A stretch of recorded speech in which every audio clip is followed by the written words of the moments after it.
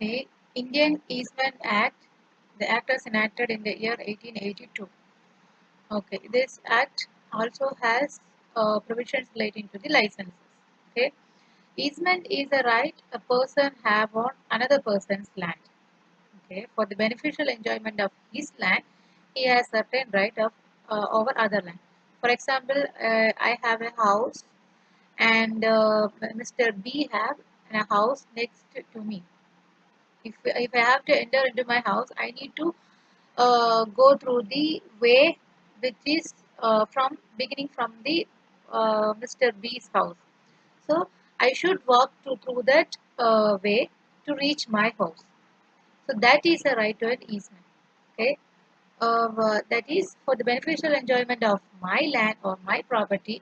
I have certain right over other person's property. So in this case, I am the dominant owner and my property is dominant heritage. Okay. Then Mr. B is servant owner and his property is servant heritage. Okay.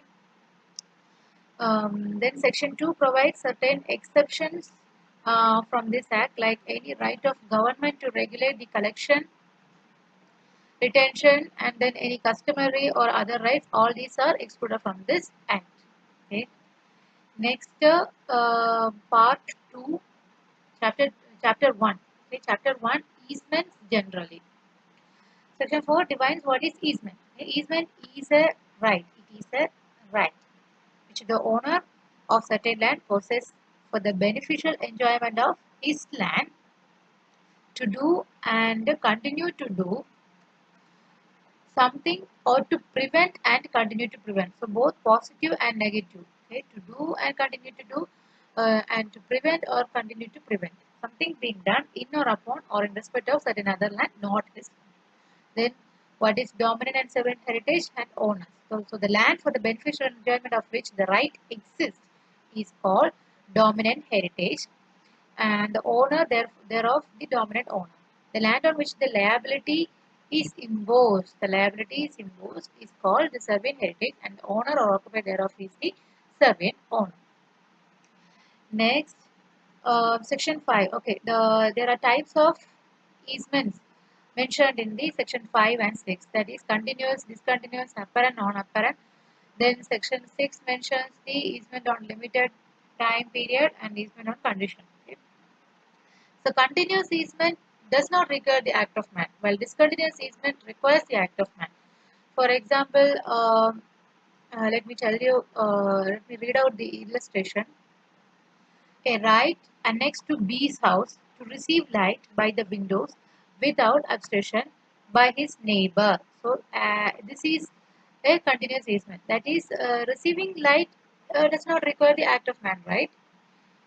That is continuous easement. Okay? Then a right of way annexed to A's house over B's land. So it requires the act of man. Since I have to walk to it, then only this can be enjoyed. That is discontinuous easement. Okay. Then we have apparent easement. Apparent easement is one, the existence of which is shown by some permanent sign, which upon the careful inspection would be visible. The non-apparent easement is one that has no such sign, that is invisible. So see the illustration. Right annexed to A's land to lead water across B's land by an aqueduct and to draw off water thence by a drain. So there is a drain and in A's land, the right annexed to A's land, he can lead the water across the B's land by the aqueduct. Okay, this is apparent easement that can be visible. Okay, the drain can be visible upon the careful inspection, right? Then a right annexed to A's house to prevent B from building on his own land. This is non-apparent easement. So you should not build a property in my land. So I am not giving any signs, but still this can be perceived by the common sense. So this is non-apparent easement, right? Then section 6, easement for limited time or on condition. So if an easement exists for the limited period or limited time, then it is easement for time.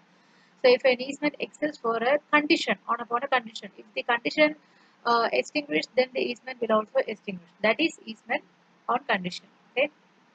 So if they ask about types of easement, you can mention continuous, discontinuous, apparent, non-apparent, easement on limited time, and easement on condition. Okay.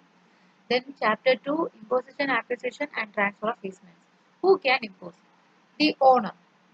Okay, the owner can impose. So an easement may be imposed by anyone in the circumstances and to the extent to which he may transfer his interest in the heritage on which the liability is imposed. In this case, you can consider a tenant. Okay, tenant in a lease. He's a lessee. So, in that case, he can transfer his right in that heritage to some extent. After the lease is extinguished, he cannot extend the easement. Okay, here he can extend the easement during the period his right exists. In that case, lessee can impose easement. So, section 8, an owner can impose easement. That is, anyone in the circumstances and to the extent in and to which he may transfer his interest in the heritage on which the liability is to be imposed. Then who can impose? Servant owner can impose easement. Then a lessor and mortgagor can impose easement. Then a lessee can impose easement. Okay. So if they ask about who imposition of easement, you should mention section 8 to 11. Then who can acquire easement? Who can acquire easement? An owner can acquire easement. Co-owner can acquire easement. Then lessee can acquire easement. Then there is a short note can be asked, or even the long questions can be asked about the modes of acquisition. Okay, modes of acquisition. Modes. Modes of acquisition. In this case, you should mention the modes of acquisition. Okay, what are the modes? Easement of necessity, quasi easement. You can also mention this in the type of easement. Okay, so how this easement can be acquired? By way of necessity, by quasi easement, by customary easement, by prescription, by grant. So all these are the modes of acquisition. In this act, they mention the easement of necessity, quasi easement, prescription easement, and customary easement. So if they ask about the modes of acquisition, you should mention all these. Okay, section 13 says about the necessity and the quasi easement. So if there is a necessary for you to walk over a land, then the way should be created. That is the easement of necessity. Then, in case of a condition that is the transferee or legatee shall, unless a different intention is expressed, he is entitled to such easement. That is not much visible but still exists. That is quasi easement. Okay. Then we have section 14.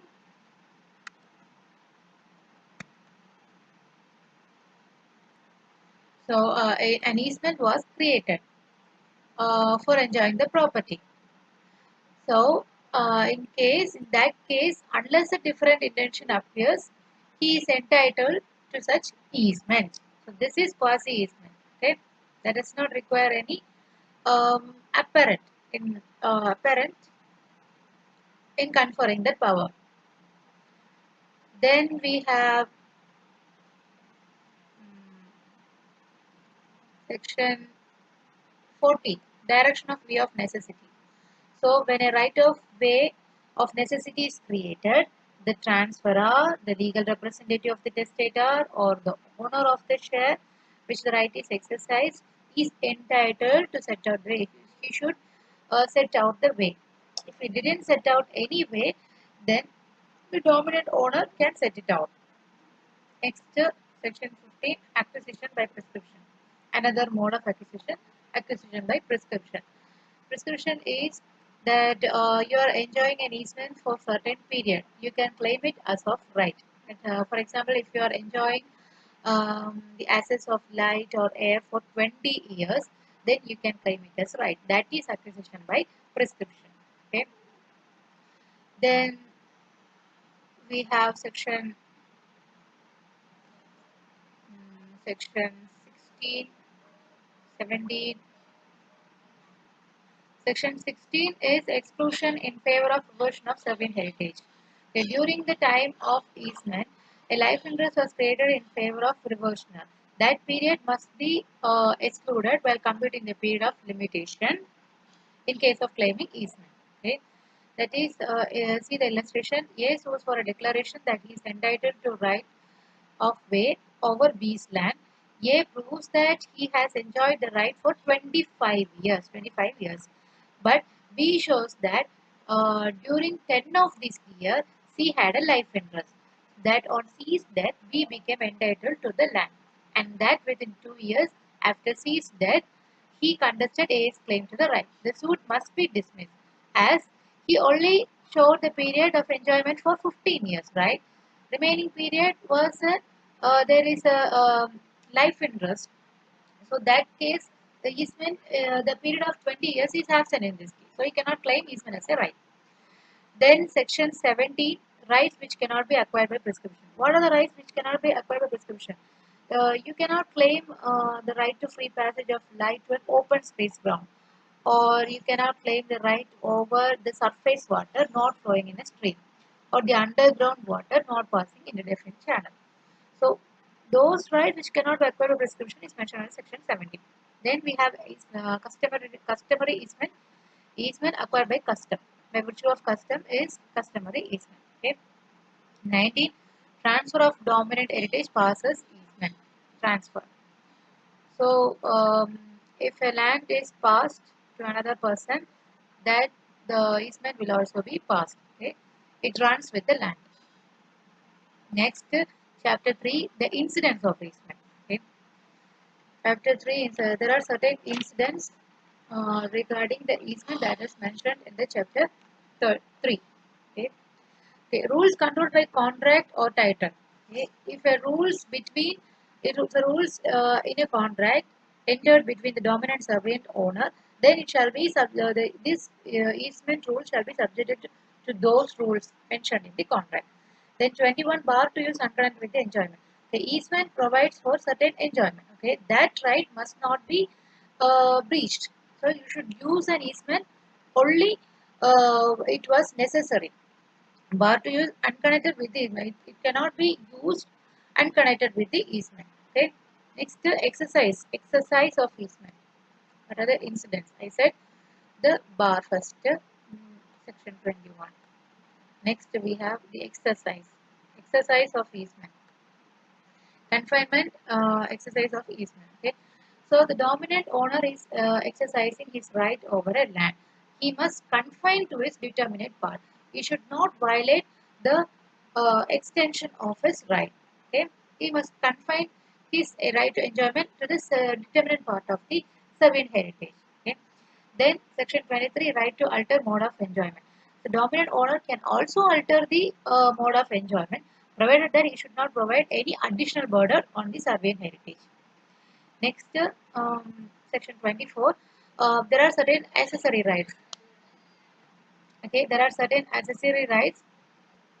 The right to do accessory rights for enjoyment of the land. Okay, for full enjoyment of easement, he can also do certain other rights. That is accessory rights. Okay, then he has a right to do accessory rights also. Then section 25, liability for expenses necessary for preservation of easement. So the dominant owner must bear the expenses of repair of the property, or he must provide the expenses necessary for the preservation of easement. So the dominant owner must bear the liability, but the servient owner that need not do anything. He can only simply sit and watch the easement right. But if the dominant owner is not providing any repair, then the damage arises from the repair shall be paid to the servient owner. Okay. Next,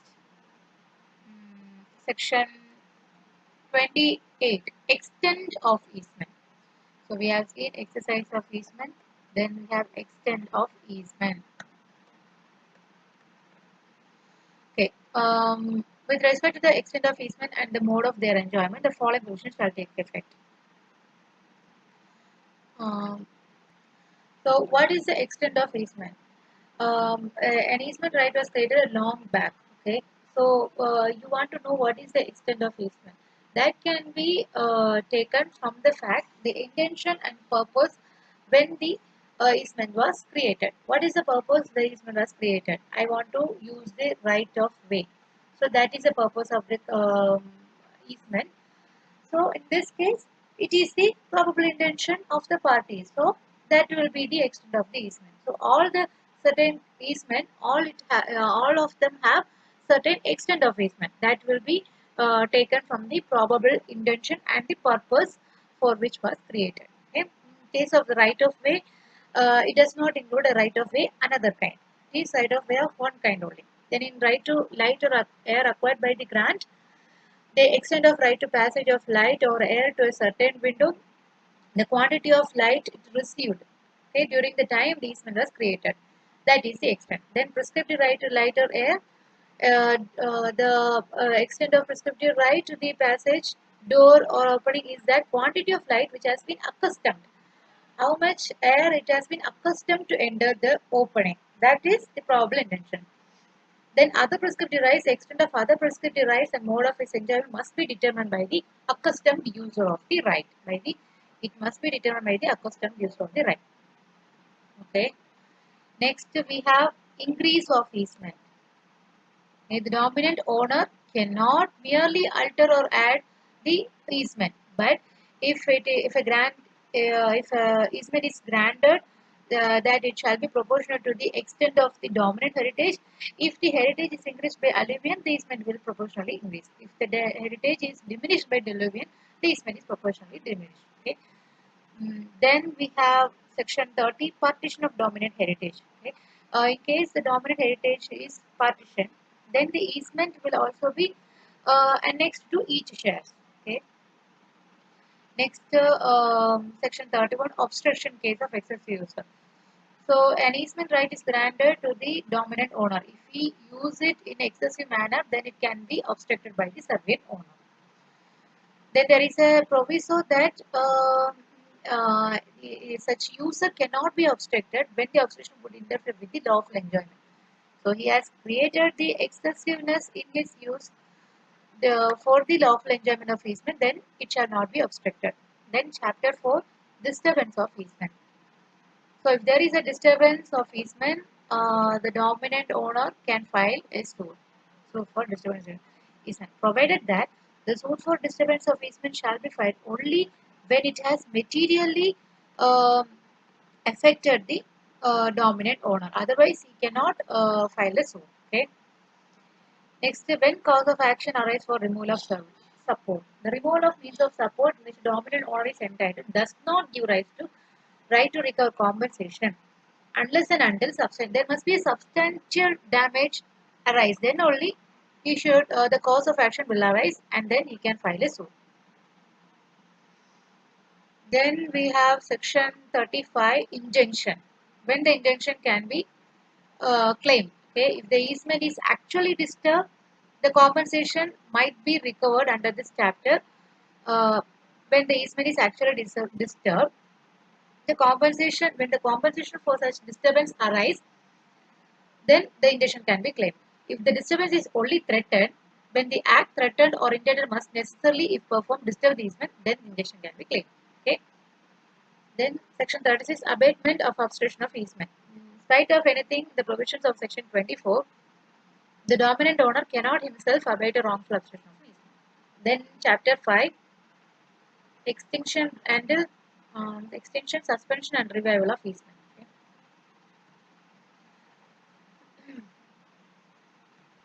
Okay. If they ask about the extinction of easement, you should mention all the grounds provided in the section 37, 38, 39 until we have until the section 47, right? No, until section 48. So 37 to 48 talks about the extinction of easement. So what are the grounds? If the servant owner seizes his right in the servant heritage, then the easement will be extinct. If the dominant owner itself released his easement, then the easement will be extinguished. Then, what are other grounds? Extinction by revocation. If the dominant owner revoked his right, then the easement is extinguished. So, when the servant owner revoke his easement, then the easement will be extinguished. Then the easement was provided for limited period, or the easement was provided for the certain condition. On the expiration of that period or on the happening of such condition, the easement will be extinguished. Then is extinction on termination of necessity. So easement is created on necessity, but when the ground for necessity is terminated, then the easement will be extinguished. Then extinguishment of useless easement. An easement is extinguished when it becomes incapable of being at any time beneficial to the owner. Then the easement will be extinguished. Then extinction by permanent change in dominant heritage. If the dominant heritage suffers or gone through the permanent change, then it will be extinguished. Then if there is a permanent alteration in surveying heritage by superior force, for example by earthquake or other like forces, then the easement will be extinguished.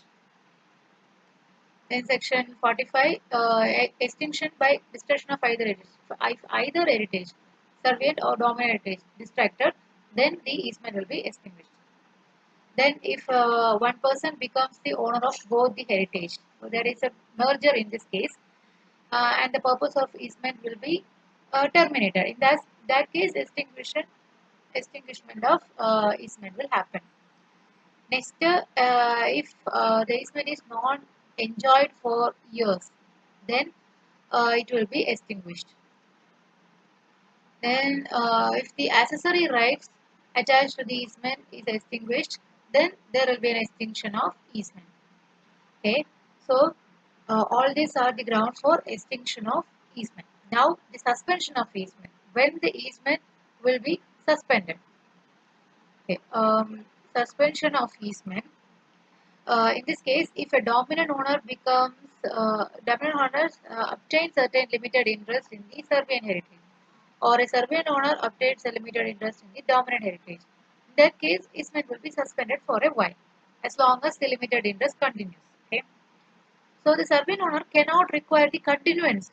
Okay, even if the dominant owner wishes to continue, but he objected his right, the servant owner cannot require continuance, provided that the dominant owner should provide a notice. If he hasn't provided any notice, the servant owner can claim a compensation for the damage. Okay. Next, revival of easement. Revival of easement. Okay. Revival of easement. Okay. In case of section 45, that is destruction of heritage, the easement will be revived if before 20 years the heritage was restored. Okay, in case of section 46, that is merger, okay, the acquisition of ownership.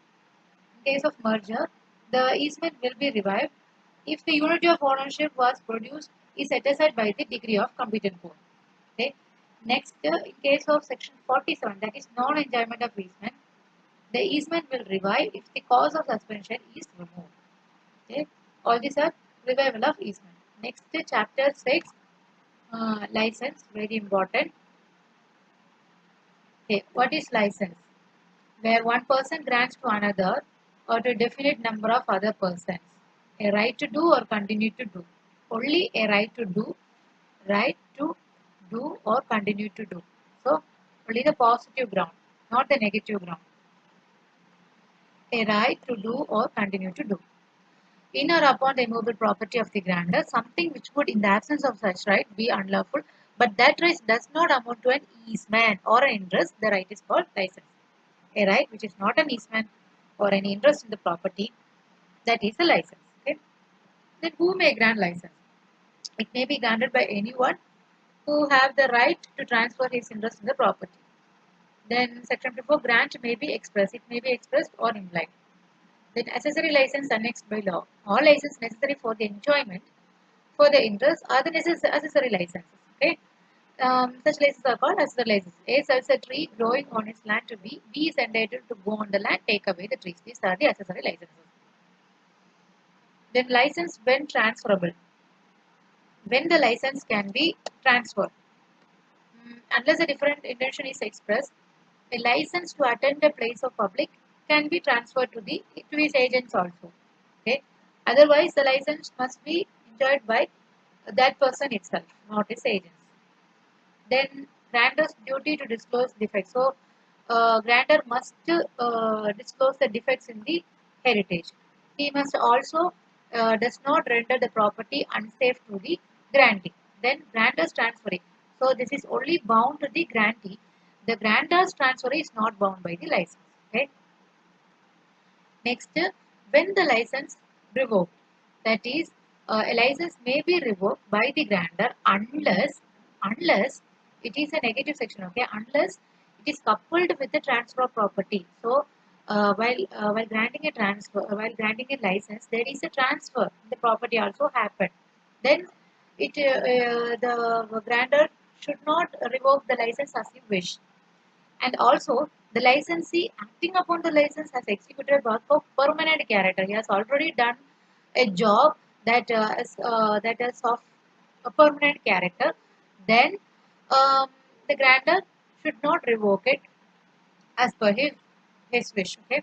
Then section 61, revocation can be expressed or implied. 62 is very important.